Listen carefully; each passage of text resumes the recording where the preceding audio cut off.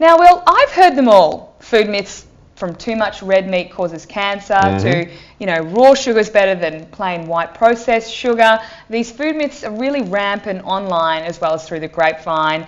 But what is true, I guess, and what's an old wives' tale? Teflon saucepans and stuff like that. Frying pans. Yeah, there's about 1 billion of them out there. And we've got Georgia Rickard on the line, editor of Australian Healthy Food Guide. She's here to open our eyes. Yes. Georgia, what exactly do you delve into in this article?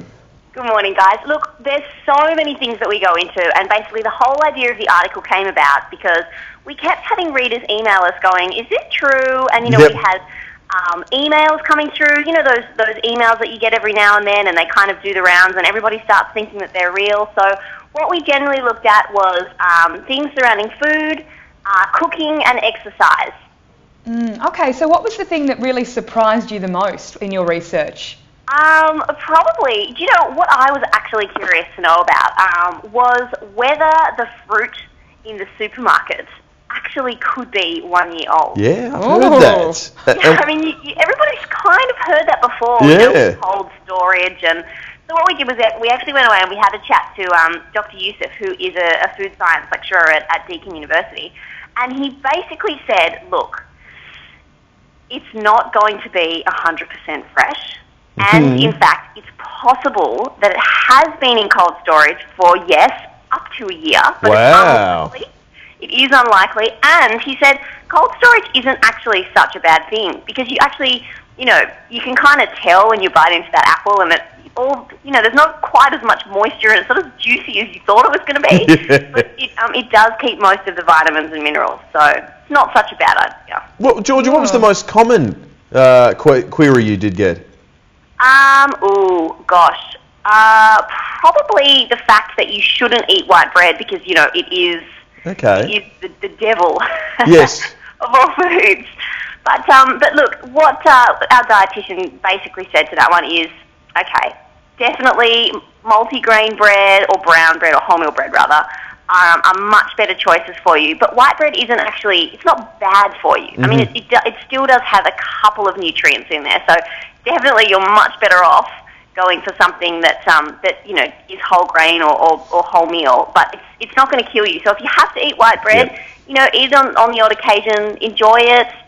Try and get the stuff that's got high fibre, the stuff that's had fibre actually added into it.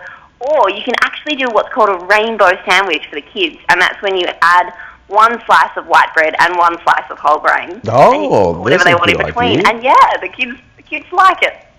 I like it too. It's very exciting. It's fun to eat it. It's a bit of a name. Now, Georgia, I wanted to know, there's been a lot of things I've heard about red meat, whether it's really good for you or not. Do I believe Sam Neill and those were meant to eat red meat ads, or can it cause cancer? Did you find anything about red meat? Yes, we did. And personally, I'm actually vegetarian, so I'm not because I think red meat is awful for you. But, so you're biased then, Georgia. Pardon? You're biased then, surely. Yeah. Well, I just want to qualify that. But look, red meat is absolutely a fantastic source of nutrients. Yep. However, Australians statistically, we eat more than enough red meat. So all the ads that you're seeing about 5 essential nutrients, they're all true. But look, you really shouldn't be eating red meat more than 2 to 3 times a week. Yep. And the average Aussie's getting much more than that. And the other thing as well is, when men are always saying, oh, I need more red meat and I need a steak the size of my plate and it's a man meal and all that kind of stuff. Yeah.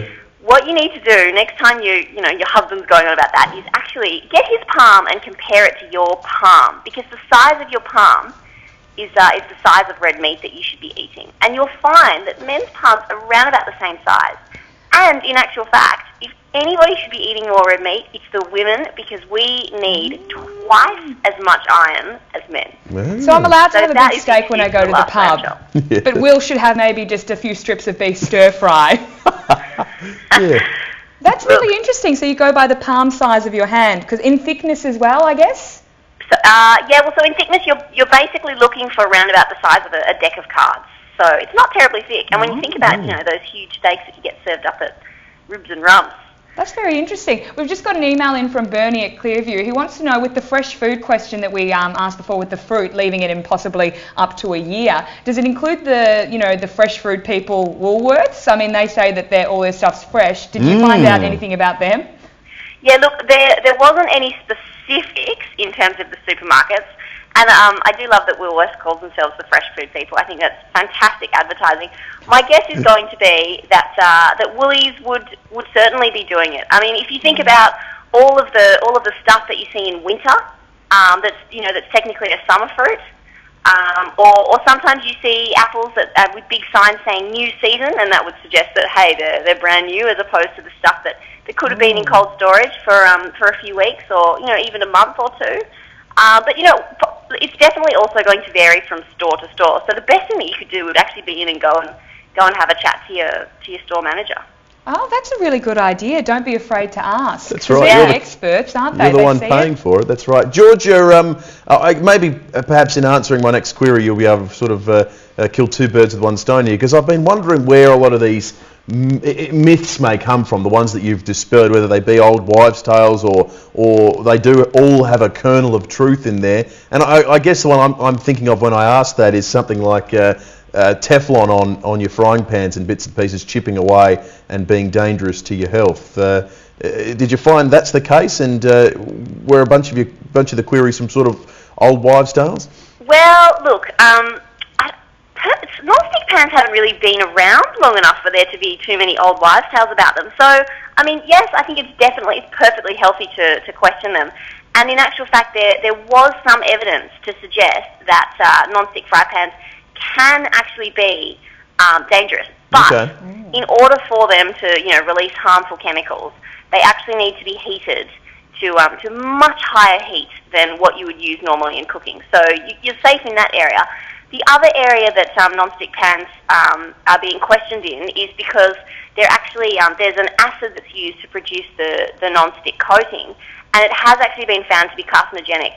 But it's actually it's not so much the people that are cooking with non-stick pans who need to be concerned. It's the people who are making the non-stick pans. Oh, and wow. As a result, there has been industry movements, and the use of that acid is actually being phased out now, which is comforting. Isn't that amazing? Now, Georgia, Very you comforting. covered in your article as well exercise myths. What was your top exercise one? Yeah. Yeah, so, sorry, say it again. Did you get any good exercise myths? Did you bust any of those? We did. Look, probably one of the biggest things that we hear most often is, there's a lot of confusion around, when you're trying to lose weight, what's more important? Is it diet or is it exercise? And, obviously in an ideal world, you want to do both. Yeah. But what we actually found was that technically you don't need to exercise to lose weight. It certainly will help. It'll help you get results faster. But it really comes down to, energy in versus energy out. So what you're eating is going to make 90% of the difference here. 90%, wow. Yeah, so it really does come down to what you're putting in your mouth, and if you're burning off more than what you're putting in, then you're going to lose weight. Pretty much as simple as that. But of course, it's important to note that exercise also has a range of other benefits other than just losing weight as well. So don't everyone stop exercising at home. It's really good for you. I like the way you put your sensible hat on there. I was going to say that next too.